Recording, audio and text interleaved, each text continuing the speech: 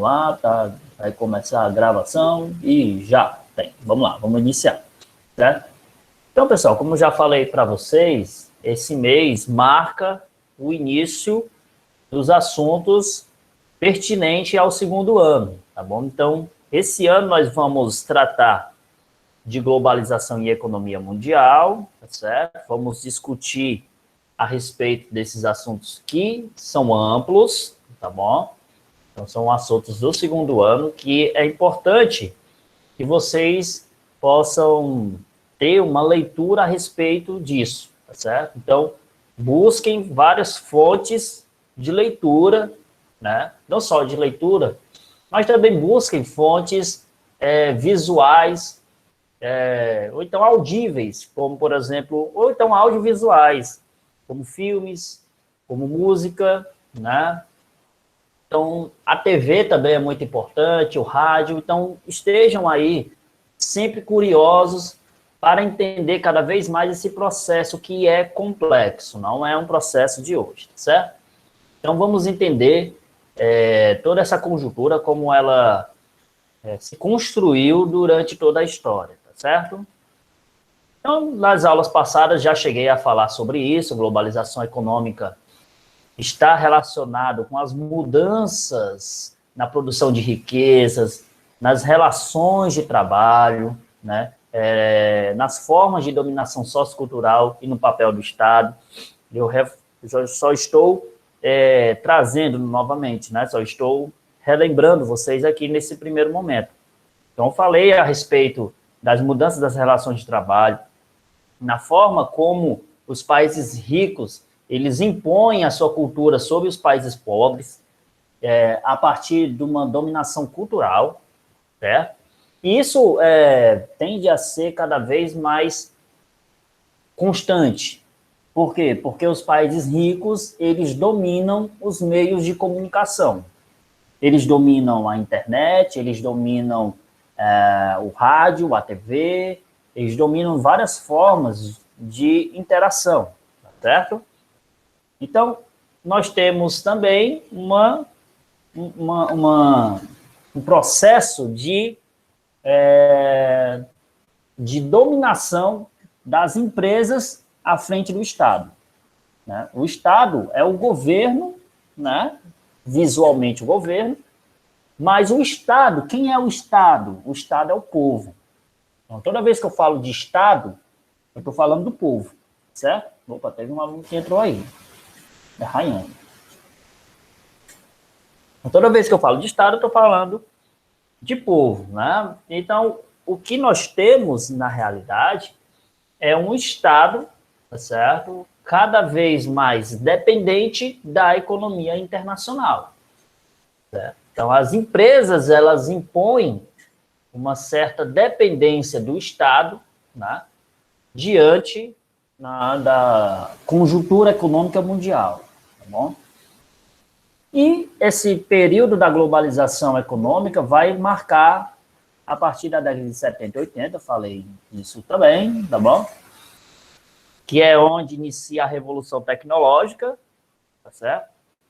O mundo passa a ser dominado por técnicas, né? O mundo passa a ser dominado por meios de informação cada vez mais maciço. No início, na década de 70 e 80, esses meios de comunicação, essas técnicas, eram muito pontuais. E aí, a partir dos anos 2000, isso começa a se disseminar para os países subdesenvolvidos de forma mais forte, mais marcante. O Brasil está dentro desse mundo subdesenvolvido, é importante se dizer. Apesar do crescimento do Brasil ser um dos maiores do mundo, né? Vamos dizer que o Brasil hoje cresce 1, 2%. Né? O Brasil hoje chega aí a crescer 1% ao ano.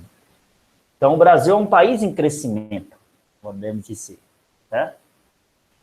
Dentro dos países subdesenvolvidos, o Brasil se destaca como uma potência, certo? Emergente. Tá bom? Emergente em que sentido? O Brasil pode, daqui a alguns anos, se tornar um país desenvolvido. O Brasil cresce economicamente, porém o Brasil tem muitos problemas econômicos dentro do seu território. E é importante se destacar a diferença de crescimento e desenvolvimento. Qual seria a diferença?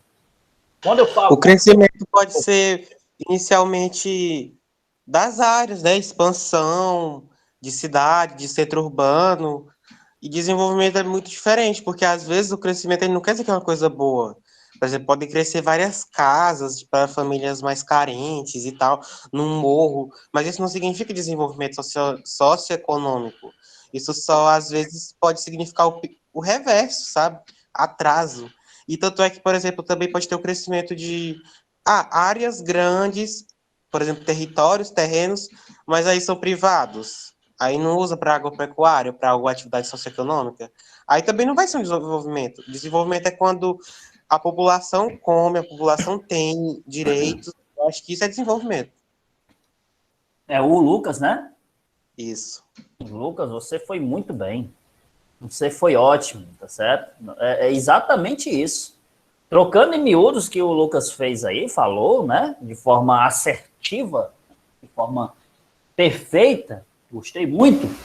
O crescimento está na questão quantitativa e o desenvolvimento qualitativo. Então, não adianta você falar que o Brasil cresce, né? E isso é bom. Bom para quem? Né? Quando você diz assim, o Brasil cresceu 1%. Aí, quando você vê o Brasil crescendo 1%, você começa a comemorar, o Brasil cresceu 1%. Aí você olha para a sua casa, você olha para a realidade do seu bairro, você olha para a realidade da sua família e vê... De outras pessoas. Em que esse 1% significou para você? Mudou sua vida esse 1%? Aí é que está a questão. Aí mesmo que o aluno diga assim, professor, mas 1% é pouco. Não, 1% é muito. É cifra de bilhões. É muito importante se destacar isso. A questão é porque esse 1% muitas vezes está muito mais voltado para o lucro privado do que para os bens públicos. E aí é que está a questão. Nós estamos fazendo um país totalmente voltado para o setor privado, onde o lucro fica preso para os empresários, enquanto que o povo, que depende dos serviços públicos, né, praticamente não tira nada de lucratividade, praticamente fica de mãos abanando, tá bom? Então, crescimento é diferente de desenvolvimento e é importante. E é perceptível que o Brasil é uma potência que está muitas vezes regredindo por causa da desvalorização do capital, do próprio capital, a desvalorização da população e a desvalorização da cultura. Exatamente. Um país que começa a decair, ele desvaloriza tanto as pessoas e a sua cultura, né? Desvaloriza as pessoas na questão moral e ética e desvaloriza quem nós somos. Então, um país começa a desvalorizar esses aspectos, está caminhando para o fim, certo? Está caminhando para uma extinção, né? Eu nem olhei o bate-papo aqui. Maísa está falando o neoliberalismo. Maísa, é basicamente o neoliberalismo que é avassalador. Você pontuou perfeitamente. Ele é avassalador na ideia de que nós vendemos os nossos produtos, as nossas riquezas para as empresas externas. Nós estamos à venda. Um cantor muito conhecido, chamado de Raul Seixas, já trouxe a ideia de dizer nós não vamos pagar nada, é tudo free, né? Tá na hora, agora é free, vamos embora, dá lugar para os gringos entrarem. Neste, não sei o que lá, esse imóvel está para alugar. Quer dizer, o Raul Seixas já trouxe, né, uma interpretação do mundo neoliberal que nós vivemos, tá certo? É um comércio externo muito forte e nós estamos cada vez mais dependentes desse comércio externo. Estamos cada vez mais voltados para esse comércio externo como se fosse uma prisão.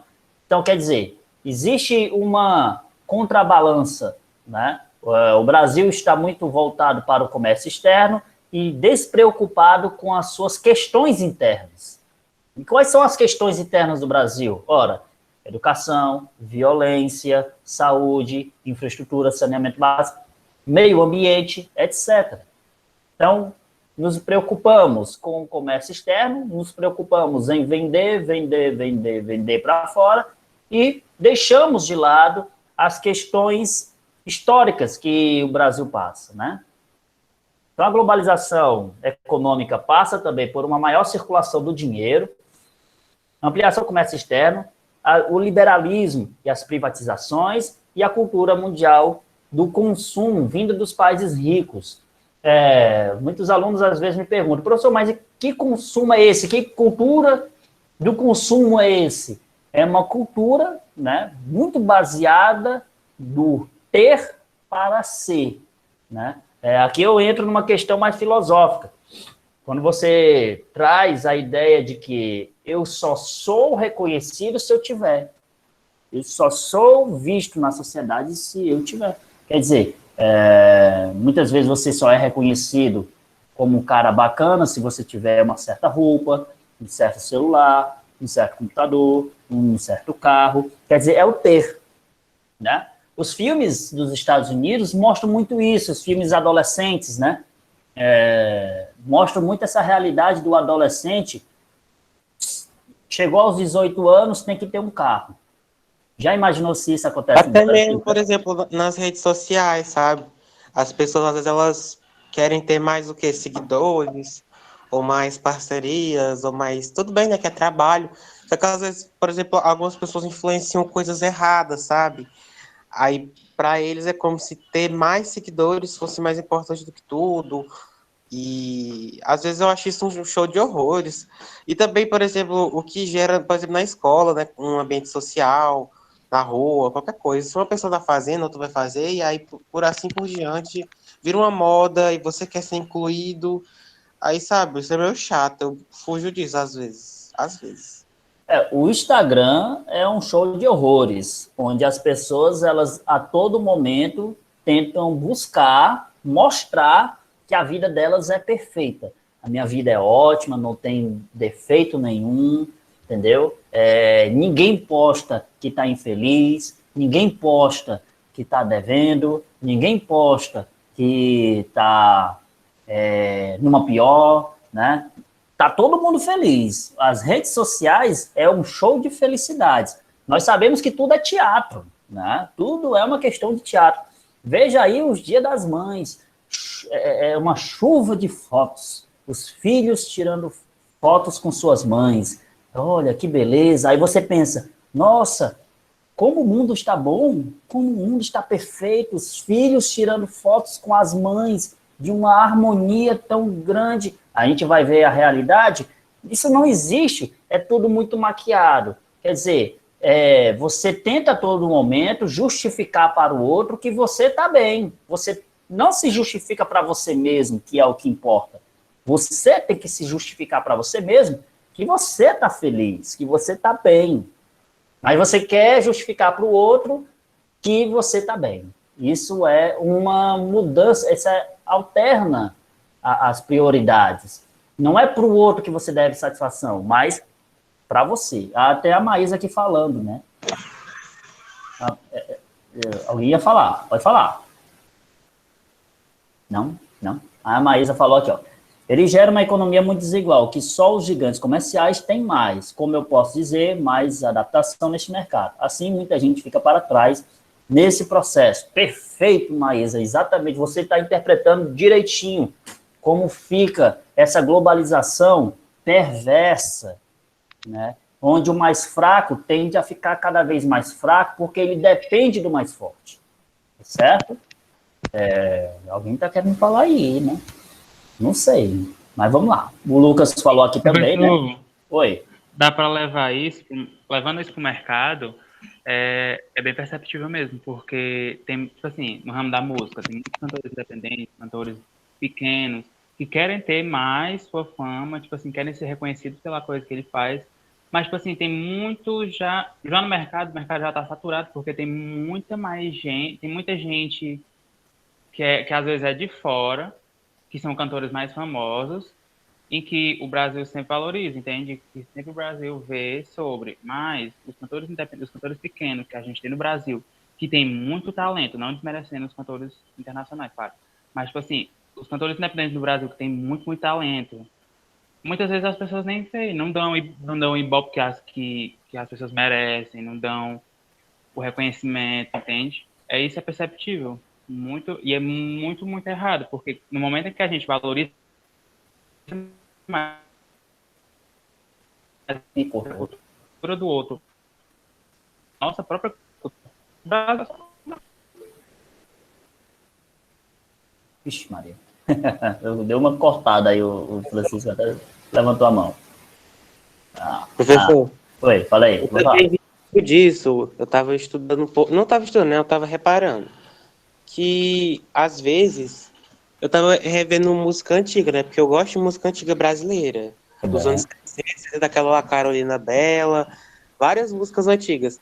Aí eu percebi como que a nossa cultura era rica e ela acabou se perdendo para cultura. E, assim, às vezes, não é querendo desvalorizar, né? Nada aqui do Brasil, mas, por exemplo, às vezes as pessoas dão mais valor para gringo, que estão um pouco se lixam, né? Estão ganhando dinheiro e você tá lá idolatrando eles, colocando eles num pedestal, e etc. Aí eu vi o quanto que a nossa cultura ela era saudável, ela era próspera nos anos 50, 60. Sei que não era essa maravilha, né? Porque o Brasil também passava por uns momentos de aperto, mas como que. Eu até estudei, né? Eu não sei se você conhece o gênero musical Lofi. É um gênero que resgata músicas antigas. Aí a música antiga brasileira falava sobre esperança, porque era mais nessa época de ditadura militar e etc. Então era muito lindo, uma coisa muito bonita de se ver. Sim, sim, verdade. Tinha um peso, né? As palavras tinham um peso. Mas é porque é porque o Lucas, né?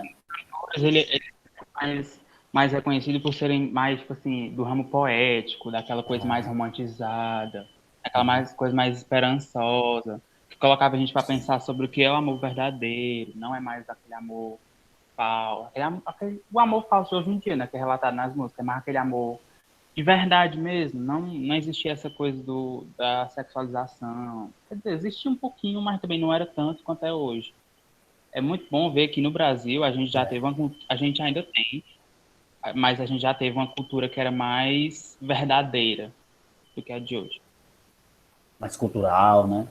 Mas aquele negócio, a música, assim como tem aí o Lucas está recomendando aqui umas músicas aí, né? E bom, vamos ver, né? Vamos escutar. Ele está recomendando aí. Eu vou escutar, viu, Lucas? Eu vou atrás, tá certo? Mas eu vou atrás. Mas vamos lá. Assim, a música, assim como os filmes, né? Tudo que está aí para ser vendido, que a música ela é um produto para ser vendido, né?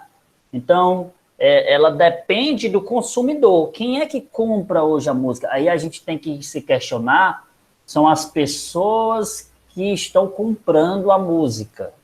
Então, o problema não está na música em si, não está no cantor em si, mas em quem está comprando, tá certo? É só você pensar, quem é que gera mais riqueza hoje em dia?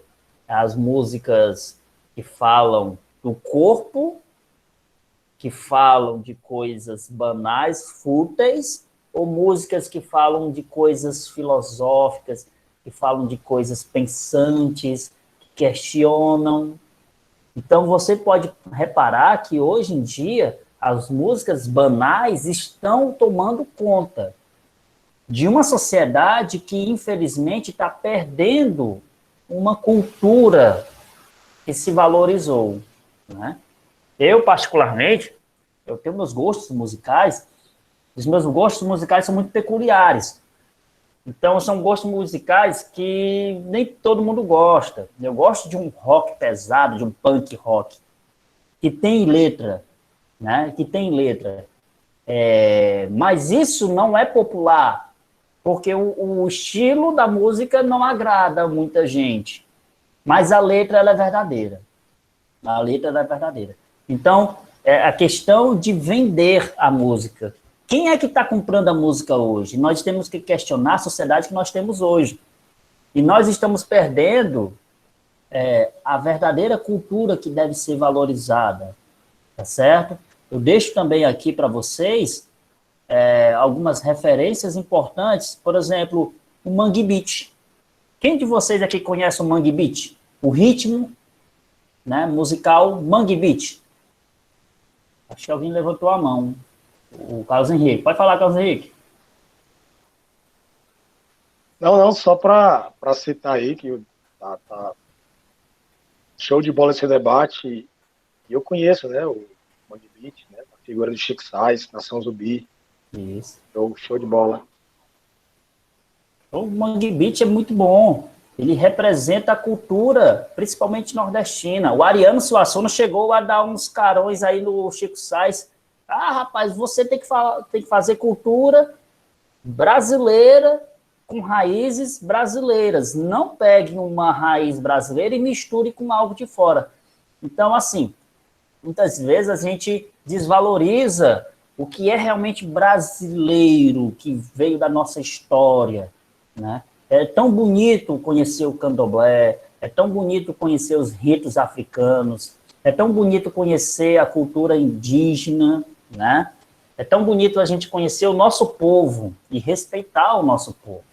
É assim que cresce como país, tá entendendo? Aqui muitas mensagens, né? O Lucas, banda O Grilo, muito boa, o rock nacional atual, vocalista parece o Castanhari.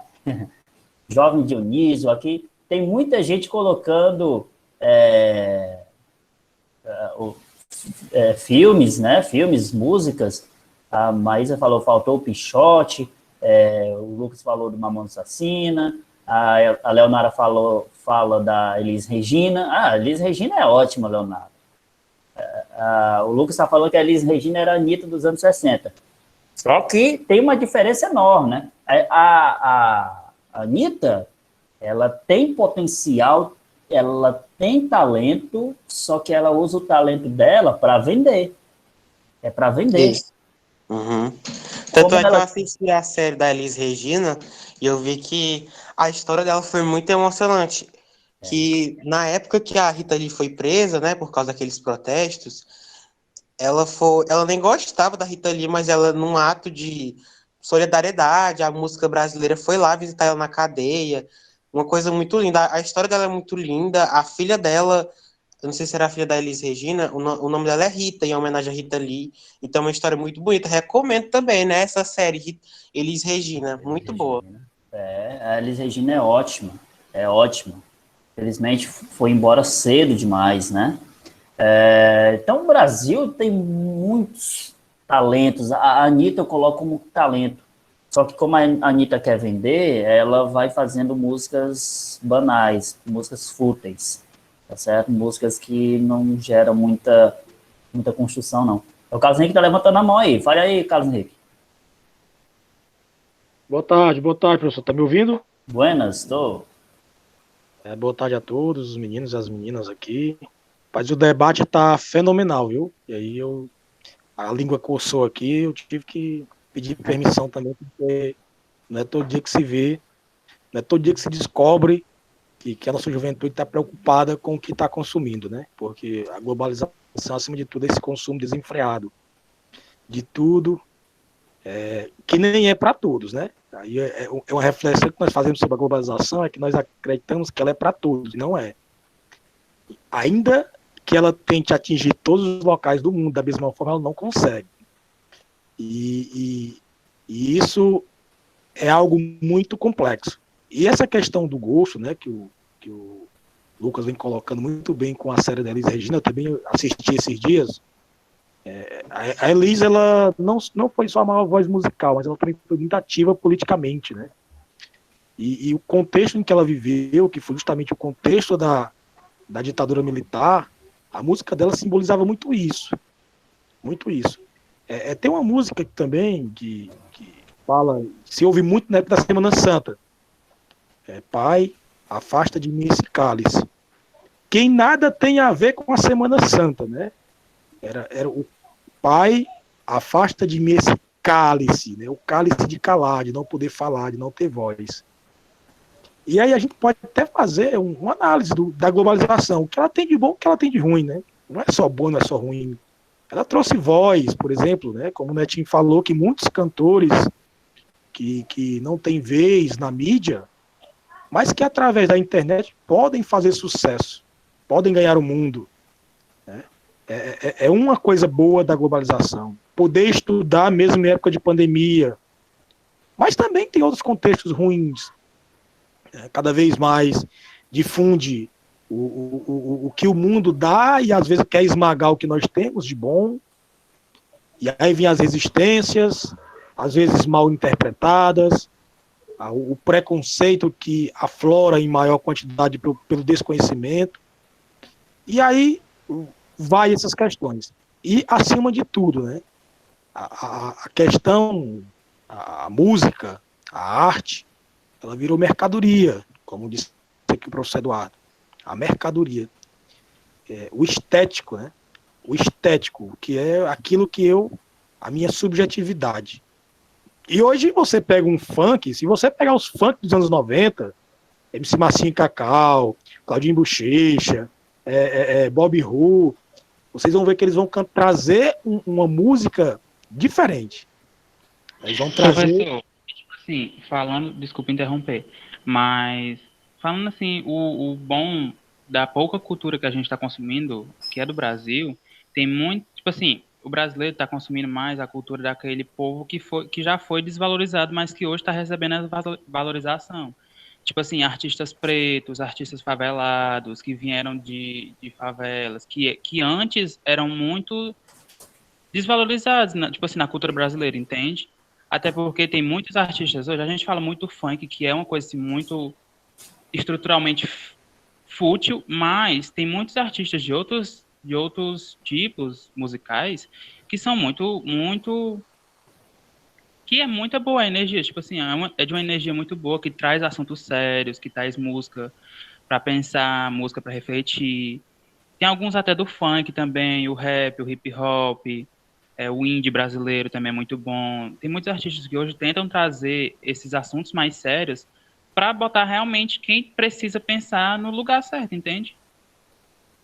Tipo assim, é muito fácil a gente desvalorizar a música brasileira, mas se a gente pegar assim, ramificar essa música, tem muitos artistas que hoje merecem mais reconhecimento porque eles tratam de assuntos verdadeiros, entende? Assuntos que botam a gente para pensar, para refletir, assuntos que antes ninguém via nas músicas. Verdade verdadeira, né, Tio? Concordo plenamente. E com certeza a internet, ela é esse caminho também que permite que essas pessoas que têm tantos talentos que não podem ser vistos pela grande mídia, trazido para um público ali que está a fim de escutar uma outra vertente dos acontecimentos. Eu fico muito feliz de estar nessa tarde, nessa aula, ouvindo vocês, viu? Obrigado pela oportunidade. Muito rico, né? Muito rico. Aqui, viu, Carlos Henrique, o bate-papo tá rolando aqui solto. O Raimundo, a Leonardo, o Lucas, colocando aqui uma imensidão de referências, né? De múltiplas variantes da música, né? Mas é muito importante a gente perceber, pessoal, que nós estamos inseridos, né, em um mercado consumidor. Então, nós temos que entender de verdade o mercado consumidor para a gente entender por que as músicas mudaram, né? Então, o contexto histórico, ele é importante também. É importante a gente estudar a história para a gente entender como é que funciona a mudança da arte. A arte, ela muda de acordo com o cenário histórico, como na ditadura militar. Nossa, eu tô atrapalhando demais, desculpa, tio. Vai Mas, falar. assim, é porque muitas das pessoas que escutavam essas músicas antigas, que a gente vê nos anos 70, 80, em que eu mesmo falei que o amor era muito retratado como aquele amor verdadeiro, mas, tipo assim, do tanto que a música evoluiu, pode ter rebaixado um pouco, mas o tanto que evoluiu, para, tipo assim, para colocar as mentes que são mais novas, as mentes da gente, do povo jovem, que está descobrindo o verdadeiro sentimento da música agora, tem muitos artistas que hoje, eles fazem músicas que praticamente eram são a reflexão do que eram os cantores antigos, entende? Tem muitos artistas do rap que eles retratam o amor verdadeiro da realidade de hoje, não daquela antiga que a gente dava muito ibope, mas tem muitos artistas hoje que eles querem retratar esse amor verdadeiro, mas do jeito que é hoje, do jeito que é hoje em dia. E tipo assim, o amor que existe dentro de histórias que a gente normalmente não conhecia. Porque muitas vezes os artistas antigos, eles eram um povo assim que era mais. Eu não sei como falar isso, mas tipo assim, um povo que era mais, entre aspas, privilegiado.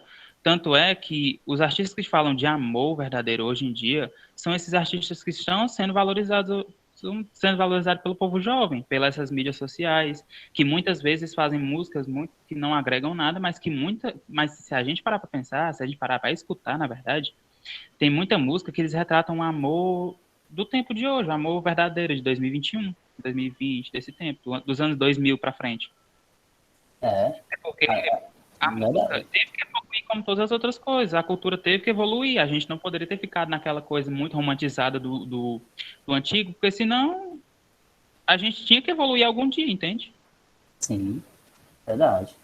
Aqui eu trago até a questão, né? A Leonara, ela segue a cartilha do Ariano Suassuna. Ela diz assim, ó, internacional já não é comigo. Aí, se eu não me engano, o Aled, ele colocou também aqui que gosta de músicas internacionais, né? O Lucas até fala que pena. Isso é importante até a gente discutir. Mas eu respeito que gosto é gosto, só que Exato. tem uma diferença quando você não aprecia o que é do seu país, mas só aprecia o que é do outro país, que não é o caso do Aled. Mas para mim é uma pena quando alguém, sabe, coloca mais acima uma coisa de outra cultura, de outro povo, acima da sua. E também eu acho que as pessoas deviam diferenciar, às vezes, os limites do que elas falam sobre a música brasileira, porque há próprios artistas que tocam lá fora, brasileiros, falam falam que aqui dentro, não, peraí, eu me perdi. Próprios artistas brasileiros que têm uma carreira internacional falam que lá fora são mais apreciados do que aqui dentro. Aí é triste, sabe, esse tipo de coisa. Verdade. Quer dizer, dentro dessa discussão toda, né, pessoal, a gente pode também colocar, como eu já tinha comentado com vocês, que tudo depende do mundo que nós estamos vivendo hoje. Não sei se vocês já repararam, mas o número de músicas que abordam suicídio, que abordam violência, que abordam questões relacionadas à sexualidade, vem aumentando. Por quê? Porque são problemas que estão presentes na nossa sociedade. Então, veja como a música ela se adequa ao mundo que nós temos hoje. Como falei, a ditadura militar, no período da ditadura militar, olha quantas as músicas surgiram naquele contexto, naquele momento. E como a censura era grande, obrigava os artistas a escreverem músicas tipo... Para vender. Mas as músicas naquele tempo, na década de 60 e 80, como a ditadura, a censura era muito grande, os artistas eles tinham que escrever de uma forma sigilosa, né, de uma forma escondida. Eles não podiam criticar de frente, porque senão eles podiam ser censurados e exilados do país, como no exemplo aí do Carlos Henrique. O Carlos Henrique ele trouxe um exemplo se não me engano, do Chico Buarque, que traz o Pai, tira de mim esse cálice. É um exemplo perfeito para abordar como os artistas naquele tempo tinham que ser mais criativos, mais habilidosos, né, a fim de colocar crítica e ninguém perceber que ele estava criticando, entendeu? Então, Professor, e é ruim a gente ver que muitos brasileiros poderiam estar evoluindo muito, mas tem muita gente que aprova que volte, né, esse tempo horrível que a gente passou. sim. Aqui o Gabriel Wilson fala que a globalização é essa divergência de gostos, culturas evoluídas através do tempo. Gabriel, eu vou pegar essa parte que você falou e complementar. A globalização, ela mostra as diferenças. Olha aqui, só nessa sala tem 20 e poucos alunos. Só nessa sala nós temos pessoas que gostam de música X, Y, Z. Mas o que a globalização faz de verdade tipo, obrigar você a seguir uma tendência, obrigar você a seguir uma moda, obrigar você a seguir uma realidade. Se você se desviar dessa realidade, se você se desviar da moda, você vai ser excluído. Então, a globalização, tipo, te obriga a seguir uma linha, né? Uma realidade paralela, uma normalidade, que se você escapar disso, ferrou pro teu lado. É a mesma coisa, por exemplo, a TV fica a todo momento te obrigando a se vestir de uma forma, a assistir uma coisa, a gostar de outra, entendeu? Está aí os programas, né, na TV, em que se você diz assim, eu odeio o BBB, vixe Maria, você é um cara chato, você odeia o BBB, vixe, você é um cara antiquado, você é um velho, você tá mais velho, tá cada vez mais velho, você tá ultrapassado. Então, a pessoa não pode ter uma opinião, a pessoa não pode ter uma posição. Então, nós temos que defender as nossas diferenças. Nós temos que defender a todo momento as nossas diferenças. A Maísa está falando aqui que as músicas de suicídio são as melhores. Vixe, Maísa, aí é complicado. Tem aqui os gostos aqui, gostos e gostos, né? Então, assim, pessoal, então a globalização, ela, tipo, te obriga a seguir essa tendência. Então, veja o mundo que nós estamos hoje, totalmente interconectados. O mundo, olha nesse mapa, as linhas verdes. As linhas verdes são as linhas de tráfego aéreo, de avião. Então, veja que aqui mais ao norte do globo, olha quantas linhas verdes tem em comparação com a parte mais ao sul, aqui embaixo. Então, veja a diferença econômica entre os países, a diferença socioeconômica. E veja como o mundo hoje está totalmente conectado, tá certo? Só que, ao mesmo tempo que você está mais próximo das culturas norte-americanas, europeias, né? Você está próximo de conhecer todas elas, você muitas vezes se foca só nos Estados Unidos, acha que filme bom só tem nos Estados Unidos, né? Saber que tem muita gente que tem muita vontade de ir para fora, de conhecer o mundo afora, mas que não conhece um terço do que é o Brasil. Olha, é isso também um grande problema. Conhece muito mais lá fora do que aqui dentro, tá entendendo? Conhece muito mais a cultura de fora do que a brasileira. Um cara, né, eu não sei se era o Tirulipa ou era... Eu não sei se era o Tirulipa com o Faustão. O Faustão falou assim, que não valia a pena você pagar uma viagem para conhecer o Brasil e que valia mais a pena para pagar uma viagem para conhecer o lado de fora. Aí eu já achei, tipo, muita ignorância, sabe? Porque quem aqui já foi pessoalmente lá no Rio Grande do Sul? Quem aqui já foi pessoalmente lá na praia de Copacabana, lá em Manaus, lá em Goiás? Ninguém, sabe? Isso aí por exemplo, você acha que só porque você está num país você não é obrigado a conhecer, tem que conhecer quem fala outra língua, quem tem outra cultura, quem tem outro tipo de... é um saco. Fica uma impressão que a gente está desobrigando o aluno a conhecer outras culturas, outras línguas. Não. Você deve conhecer o mundo. O mundo está aí para ser conhecido de forma diferenciada, né? Você pode viajar no mundo a partir de um computador, tá certo? Você também pode viajar no mundo presencialmente se você tiver dinheiro. Agora, a questão principal é você se localizar. Eu sou brasileiro, eu conheço a minha cultura, eu conheço o meu país, né? Então, muito mais importante do que conhecer os outros é conhecer você mesmo, é conhecer de onde você vem, tá entendendo?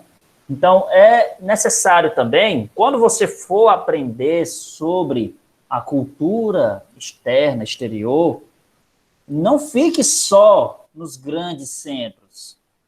Hoje as pessoas ficam presas. Estados Unidos. Estados Unidos. Não. E tipo assim, aqui a gente não tá tentando impedir você de aproveitar músicas internacionais, lugares internacionais, você de viajar para onde você quiser. Mas, tipo assim, pelo menos valorize onde você mora, né? Valorize de onde você veio, a sua própria cultura, os seus O seu antepassados. estado, porque até aqui no Brasil o pessoal resolve fazer preconceito com quem é nordestino, com quem é do norte. Aí eu acho isso um saco. Aí dá vontade de falar, pois vai lá pra fora, fala que você é brasileiro, que você vai ver o tratamento especial que você vai receber só porque você nasceu no Sudeste. Aquele preconceito em cascata, né? Aqui dentro do Brasil, o sudestino tem preconceito com o nordestino, aí o sudestino vai lá para fora, e aí o pessoal de fora tem preconceito com o sudestino. Quer dizer, sempre em cascata, né? Esses preconceitos todos, né? Então vamos lá, continuando aqui. Aqui nesse mapa, vocês podem observar os países que têm maior concentração de internet. Então, quanto maior a área, né, do país, maior a concentração, né, maior a porcentagem de pessoas que têm acesso à internet. Na cor, a variante da cor, quanto mais escura for a cor, maior é a porcentagem de acesso a essa internet, certo? Então, por exemplo, o Brasil está localizado aqui, ó, onde eu estou com a setazinha. O Brasil, relativamente, tem de 40% a 60% de acesso à internet da população. Então, 60% da população, até 60%, tem acesso à internet. Hoje, a internet é muito importante para a gente ter informação. Informação é diferente de conhecimento. Hoje nós temos uma enxurrada de informações. O conhecimento é quando você pega essa informação e constrói uma ideia, né? Constrói um entendimento sobre o assunto que você quer saber, certo? Então, infelizmente, nós estamos nos perdendo em informações. É informação demais e conhecimento de menos, certo? Né? Porque a gente tem que saber a precedência dessas informações. Também. Não ficar informações erradas, porque ainda, mesmo com o conhecimento que as mídias sociais estão adquirindo, a gente ainda propaga muitas mesmo, principalmente o povo assim mais passado, fake news, que são informações falsas. Exatamente, e a fake news vem a aparecer de forma maciça agora, nesse período de informação maciça. Cada vez mais, pessoal, nós estamos sendo abarrotados de informações. Estamos no computador, saímos, vamos para o celular, saímos, vamos para a TV, saímos, vamos para o rádio. Todo canto nós temos informação. E essas informações são fáceis de serem manipuladas, né? Então, veja como a sociedade ela é fácil de ser manipulada. É muito fácil, né? Basta um artista chegar num programa do Faustão e começar a falar uma coisa meio distorcida e milhares de pessoas seguirem esse cara, entendeu? Então, está aí a responsabilidade de ter cuidado na manipulação de informações. A informação ela é muito pesada hoje em dia. O Alisson está falando aqui, fake news está na internet, logo é verdade. Confia, acredito, né? Acredito, Alisson, acredito. Então, aqui esse mapa é o tráfego marítimo, certo? Então, veja aqui na linha verde o tráfego de navios, né? Quanto maior essas linhas verdes, maior o tráfego. E nas linhas amarela e vermelha está relacionado com a movimentação marítima nas áreas costeiras, tá certo? As maiores movimentações estão aqui na Europa, está aqui na costa leste da Ásia, no Japão, né? Aqui na costa leste e oeste dos Estados Unidos, tá bom? Então, veja como o mundo, ele se comporta diferente. É um norte muito desenvolvido e é um sul pouco desenvolvido, né? Aqui está bombando aqui o bate-papo, tá bombando aqui o bate-papo, tá certo? Então, seguindo em frente. Alguém levantou a mão? Ah, o Carlos Henrique, falei aí, Carlos. Então, porque falar de fake news, né, é algo tão preocupante no mundo que os países de primeiro mundo, efetivamente desenvolvidos, como Suécia, Dinamarca, que são chamados de países nórdicos, né, lá do norte mesmo, do frio da Europa, eles hoje têm uma disciplina sobre fake news. Né, eles trabalham uma disciplina de como, dentro da aula, né, que é uma luta que eu quero também colocar dentro da nossa escola como uma eletiva, para que as pessoas aprendam a buscar informação, a consultar várias fontes, para ver o que se está lendo é verdade, porque realmente, como aqui disse o Gabriel, muitas pessoas, e aí eu vou acrescentar que não é só os tios, né, as nossas mães, mas muitos jovens acreditam piamente naquilo que vem pelo WhatsApp, especialmente. E às vezes não tem muitas pessoas que usam essas fake news, essas informações falsas, para alimentar o próprio preconceito, entende? Porque tem muita gente que propaga o preconceito com essas informações. Tipo assim, manipulando a mente de quem não tem muito conhecimento e fazendo essas pessoas também serem preconceituosas, alimentar seus próprios preconceitos. Claro. Todas essas questões aí de fake news, as fake news que são as mentiras, né? São as mentiras, ela tem um propósito de ludibriar, de tendenciar para aquilo que ela está levando a crer. Por isso a importância de vocês, como jovens, pessoas que estão estudando, que têm acesso à internet, sempre tentarem consultar outros veículos. Olha, eu vi isso lá no site tal. Será que tem outros sites falando sobre isso? Eu recebi isso pelo WhatsApp. Eu vou dar aqui um Google aqui e saber se tem algum meio de comunicação confiável que esteja também noticiando para ver se isso bate. É importante.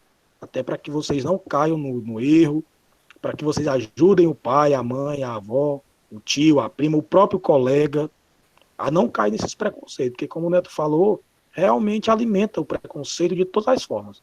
Gênero, classe, raça, cor. Eu posso dizer para vocês que recentemente, no final do ano, eu estive em uma praia de férias, e aí nós passamos 7 dias lá, eu e minha família. E o local realmente é um local de classe de padrão alto. Né? Eu só posso ir porque a gente aluga uma vez no ano para ir lá. Morar não teria condições. E conversando lá com os moradores, eu senti o preconceito deles, eu senti o incômodo que eu estava causando por estar no meio deles. Pessoas de classe rica, não é nem alta, é rica mesmo, e eu senti na fala deles o incômodo por estar ali, o incômodo por pelo menos por uma semana poder estar padronizado igual a eles. Então, isso acontece das mais variadas formas possíveis. Claro que para mim aquilo não me abala, eu comecei a rir, eu estava com o Roniel também, o Roniel começou a rir também, entendeu? Pra gente começou a brincar, mas existe, isso é real. Você pode ver aí, é difícil, olha a fala de alguns políticos, quando ele se sente raiva porque o filho do porteiro chegou à universidade. É como se o filho do porteiro, o filho da agente de saúde, que é minha mãe, o filho do gari, não é para estudar na visão desse povo rico, é para continuar sendo o que o pai foi, né? E o pai está ali, nossos pais, dando um duro danado para a gente poder superar.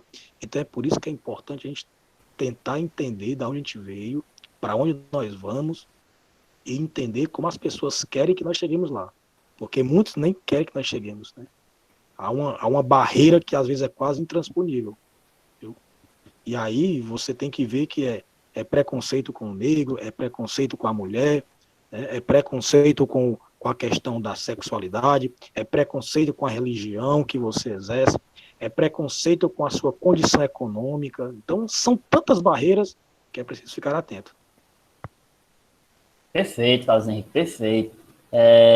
E muito rico o seu posicionamento. Dentro do seu posicionamento, né, a gente pode aqui comentar, que até o Raimundo tá também se expressando aqui de forma muito, muito inteligente, né? A gente pode ver que a fake news ela tem que ser combatida Mas a melhor forma da gente se preparar contra essas fake news é, primeiro, saber interpretar, e aí volta-se a necessidade de saber ler, tá certo? Saber ler não é só decodificar, mas é importante saber ler, e o brasileiro é um dos povos que menos lê, já foi feita essa pesquisa, o brasileiro lê pouco comparado com outras populações mundiais, certo? E por ler pouco, o brasileiro é facilmente enganado, o brasileiro é facilmente ludibriado, né? Então, o brasileiro ele é facilmente enganado porque ele lê pouco. Ele lê uma coisinha ali na internet e acha que é verdade, tá certo? Ele lê uma coisinha ali no WhatsApp, recebeu uma informação, acha que é verdade. Ele não tenta questionar, que é outro problema da fake news. As pessoas não questionam, elas não debatem, elas preferem defender certas correntes de pensamento do que tentar encontrar a verdade, certo? A verdade, muitas vezes, pessoal, ela não aparece de uma hora para outra, então é preciso discutir. Então é preciso abrir a mente para entender, né? Então as pessoas leem pouco e são cabeças duras, né? E outra questão que o Carlos Henrique trouxe perfeitamente é como nós vivemos uma sociedade fragmentada, onde as pessoas elas tendem sempre a colocar o eu na frente e não respeitam as pessoas que são fracas. Fracas não na ideia pessoal, mas fracas na questão de que nós vivemos num mundo injusto socialmente, injusto na questão de competição. Então, veja a realidade que nós estamos e como é difícil um aluno de escola pública conseguir chegar na universidade e como é muito mais fácil um aluno de escola particular chegar na universidade. Por isso que nós temos que defender a nossa educação pública. Nós temos que defender a nossa escola. Algo reconfortante, para mim, e eu acho que para muitas outras pessoas, é saber que a geração Z, a nossa geração, os jovens de hoje em dia, estão indo mais atrás da informação, entende? As pessoas estão evoluindo, mesmo com o preconceito enraizado, as pessoas estão se desconstruindo, entende? Evoluindo, indo atrás da informação, indo atrás do conhecimento. Mas tem muita coisa ainda, muita coisa, a gente só deu um passo porque é uma escada inteira do que é mudar, entende? Do que é desconstruir. Só que mais importante do que a informação é o conhecimento, e mais importante do que o conhecimento é a sabedoria. Se eu não me engano, teve um aluno, acho que é o Gabriel Hudson levantou a mão, mas aí ele tirou a mãozinha. Quer falar, Gabriel? Não? Acho que não. Né? Então, pessoal, hoje nós estamos numa sociedade fragmentada. E a globalização, ela te impõe essa fragmentação, como no caso do Carlos Henrique, né? Falou dessa praia, onde as pessoas elas olham torto, né? E isso acontece na nossa sociedade. Sobral, se a gente for dar uma passeada aqui pelo centro de Sobral, a gente pode ver que pontos de Sobral, alguns pontos, eles marcam a divisão da sociedade, a parte rica de Sobral e a parte pobre de Sobral, como o Teatro São João. O Teatro São João é dividido ao meio, por quê? Porque o Teatro São João tem uma divisão da praça, uma parte ali, outra parte acolá? Porque uma parte da praça é para os ricos, outra parte era para os pobres. Carlos Henrique, fala aí. É verdade, professor. Você falou uma coisa bem interessante. Aracatiaçu também, um pouco da história conta isso. O Calu fala muito bem que os dois cemitérios aqui também, de certa forma, simbolizavam esse apartheid até na hora da morte, né? Um era para rico e outro seria para as pessoas menos favorecidas economicamente. Mas você falou aí do Ariano Suassuna, e coincidentemente, todos os dias agora quando eu acordo, eu vejo um vídeo dele, né? Muito interessante. Foi algo, ele realmente, ele dizia que não odiava a literatura, nem o que era estrangeiro, mas ele dava muito valor que era nosso. E ele cita um poema do Leandro de Gomes de Barro, não sei se você conhece, é bem pequenininho. Ele disse assim, ó: se eu conversasse com Deus, iria lhe perguntar, por que é que sofremos tanto quando vimos para cá? Que dívida é essa que a gente tem que morrer para pagar? Então, olha o que é que dívida é essa que nós temos que morrer para pagar. Aí vem a grande questão, né? O preconceito, a pobreza, a fome, não é culpa de Deus, não é questão sobrenatural, são questões sociais. É a forma como a sociedade se organiza, que nós pagamos aqui eternamente uma dívida que é impagável. Eu recomendo aos colegas aqui assistir, quem puder, a Netflix, e aí quem quiser eu até disponibilizo minha senha, porque eu posso. Amarelo é o nome do filme, do Emicida. Né? Ele fala sobre toda a questão preconceitual. E tem uma música formidável que eu adoro, que é uma mistura de Belchior com Emicida, Pablo Vittar, né, que diz: esse ano eu morri, mas ano passado eu morri, mas esse ano eu não morro. É muito interessante, certo? Então, a gente tem que ficar atento, porque muitas vezes a gente coloca assim: foi porque Deus quis, e não foi tem muita coisa que não é coisa de Deus, estão botando culpa nele. Deus não é mal, Deus é bom. A pessoa não tem, a pessoa às vezes, o desvio da merenda escolar, o desvio do dinheiro para educação, para a saúde, para o policiamento, né? Não é coisa de Deus, é coisa do ser humano. Então é social. A gente tem que ficar atento exclusivamente nisso também, para não padecer. Perfeito. Eu não conhecia, viu, Carlos Ney? Agora eu vou pesquisar. Eu não conhecia, vou olhar, tá bom? Então, pessoal, a discussão, né, e é um choque de ritmos diferentes, né? Pablo Vittar e Emicida, né? Ainda com a música do Belchior. Eu conheço a música do Belchior. É muito bonito, tá certo? Até a Maísa trouxe aqui uma pergunta, né? Pois é, muita gente pergunta: se Deus existe, por que tem fome? Sendo que é tão óbvio, né? É uma discussão ampla, né? Mas muito rica, né? Então, assim, pessoal, já estamos chegando aqui nos finalmente, né? Para a gente não deixar o vídeo muito longo, tá certo? Para não deixar a aula muito longa, porque eu vou disponibilizar no YouTube toda essa discussão, vou disponibilizar lá, e espero que os alunos que não tiveram acesso a essa aula hoje possam assistir lá, acompanhar a discussão e entender um pouquinho sobre esse mundão complexo que nós vivemos, tá certo? O objetivo central aqui é discutir a nossa vida, é discutir que a globalização faz parte do nosso dia a dia, tá certo? E essa é a necessidade, tá bom? Então, assim, deixa eu parar aqui a gravação, tá bom? Para não ficar muito longo, tá certo?